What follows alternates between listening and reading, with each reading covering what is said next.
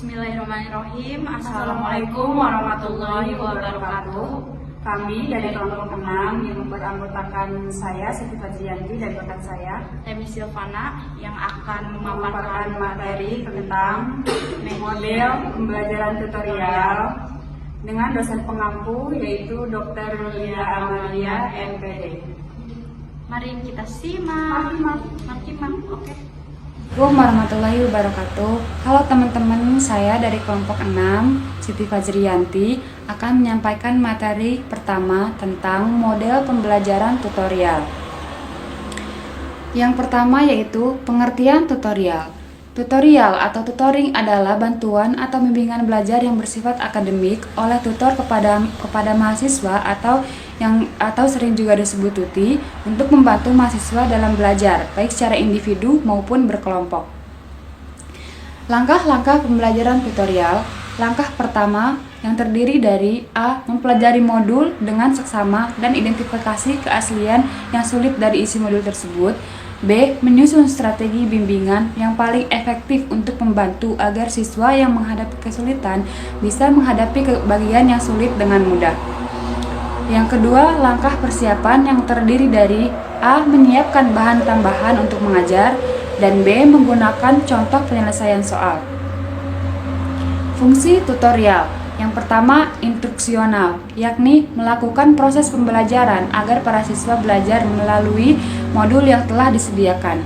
Yang kedua, diagnosis bimbingan untuk membantu para siswa yang mengalami kelemahan dalam berpikir.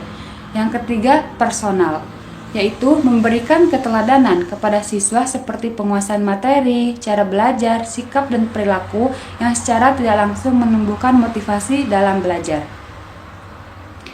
Kelemahan dan kelebihan tutorial. Yang pertama, kelebihan, yang terdiri dari tuti akan memperoleh pelayanan pembelajaran secara individual sehingga permasalahan spesifik dapat dihadapi secara spesifik juga. Yang kedua, tuti dapat belajar dengan kecepatan yang sesuai dengan kemampuannya. Kelemahan tutorial. Yang pertama, sulit dilaksanakan dalam pembelajaran klasikal.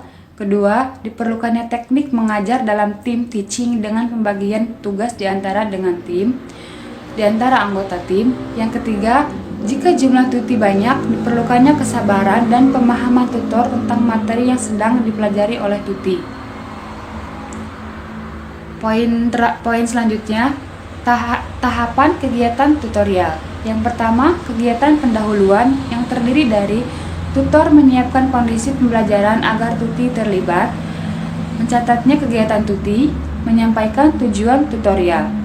Kedua, kegiatan inti tutor merupakan proses pembelajaran untuk mencapai CO secara interaktif, mengidentifikasi materi yang sulit bersama mahasiswa, membahas materi, menggunakan beragam pendekatan pembelajaran, memfasilitasi terjadinya interaksi antar keluarga dan warga belajar.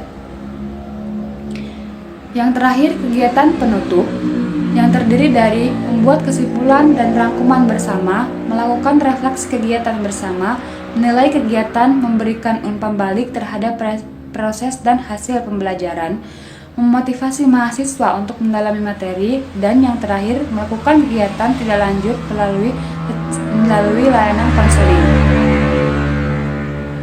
Poin yang selanjutnya yaitu prinsip dasar tutorial.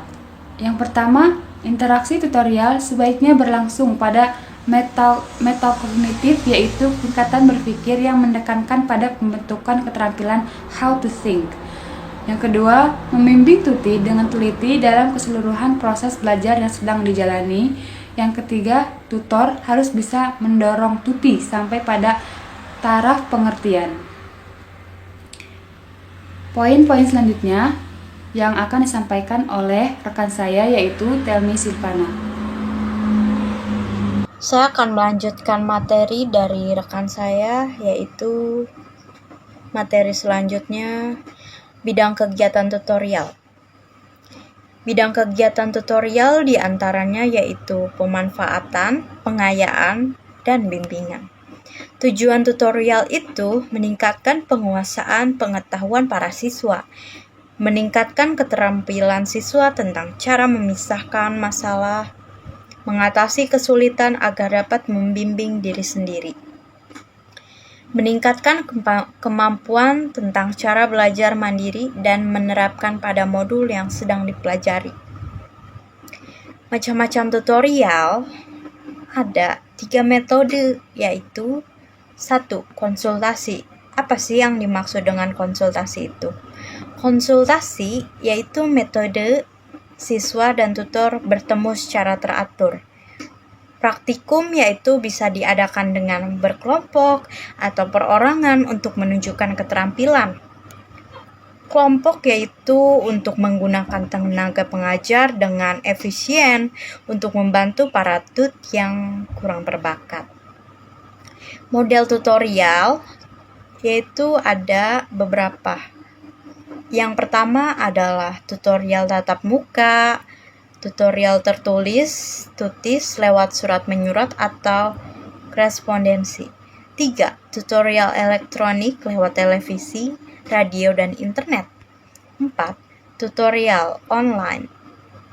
Ciri-ciri tutorial yaitu 1. Memberikan kesempatan kepada siswa untuk mengembangkan kemampuan memecahkan masalah secara rasional. 2. Merasa sadar diri sebagai anggota kelompok, kesadaran bahwasanya memiliki tujuan yang sama. 4. Memiliki rasa yang saling membutuhkan dan ketergantungan. 5. Interaksi dan komunikasi antar anggota.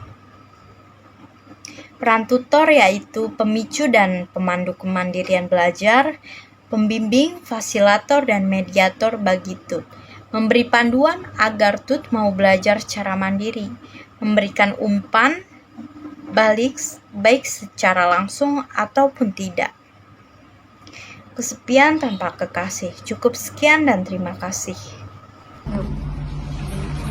Oke, jadi sudah dijelaskan materinya oleh kita berdua. Demikian paparan materi dari kami berdua. Thank you for your attention And thank you for watching. and see you.